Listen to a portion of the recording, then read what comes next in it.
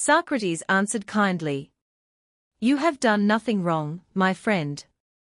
Then he took the cup in his hands. As cries and sobs filled the room, Socrates spoke calmly. Do not fear death. Fear injustice.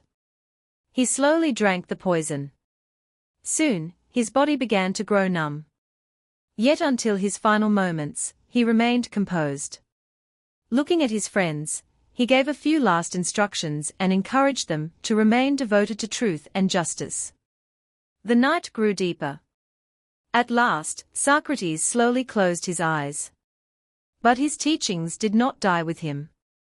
Within that small prison cell, he proved that a truly wise person defends his principles not only with words, but with his life.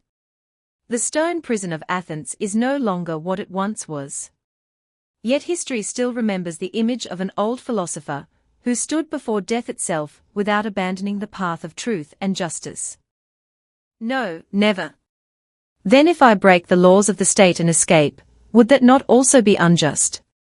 Crito lowered his head. Socrates continued. I have spent my life teaching people about justice. I cannot abandon that principle now merely to save my own life. Tears filled Crito's eyes, but he realized that changing Socrates' mind was impossible. During his days in prison, Socrates did not spend his time thinking only about himself. He discussed the soul, justice, wisdom, and the meaning of death with his friends. His prison cell became a small school of philosophy. One day, several disciples, including Plato, gathered around him. A student asked, Master, is death truly nothing to fear? Socrates replied, Death may be a deep sleep without suffering. Or it may be a journey where we meet the wise men of the past. In either case, I see no reason for fear. His words carried such conviction that they inspired courage in the hearts of his students. Even the prison staff gradually developed great respect for him. They realized that he was no ordinary prisoner. His words were kind, and his conduct was humble. As the day of execution drew nearer, everyone around him became increasingly anxious. Yet Socrates seemed calmer than ever. At last, the final day arrived. The evening light slowly faded. A heavy silence filled the prison.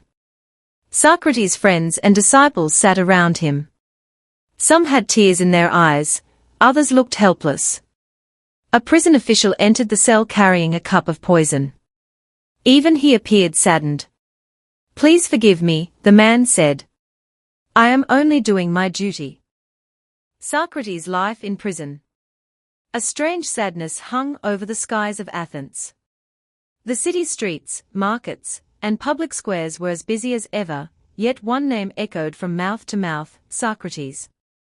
Once respected as a beacon of wisdom, he had now been sentenced to death on charges of impiety and corrupting the youth. After the verdict was announced, Socrates was taken to the prison of Athens. As he entered the small stone-walled cell, there was no sign of fear or despair on his face. Instead, it seemed as though he was stepping into a new lesson of life.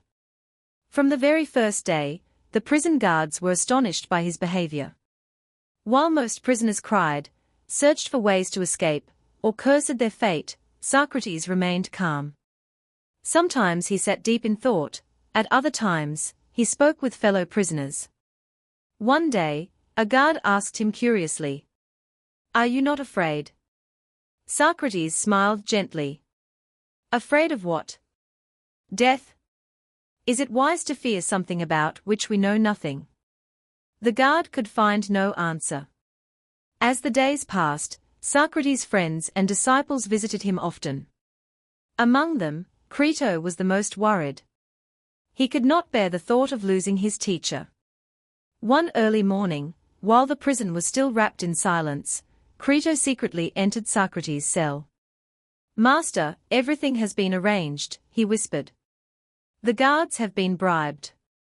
If you wish, you can escape tonight. Socrates looked at him calmly. And then? Then you can leave Athens and live safely in another city. For a moment, Socrates remained silent. Then he said, "Tell me, Crito, should injustice ever be answered with injustice?"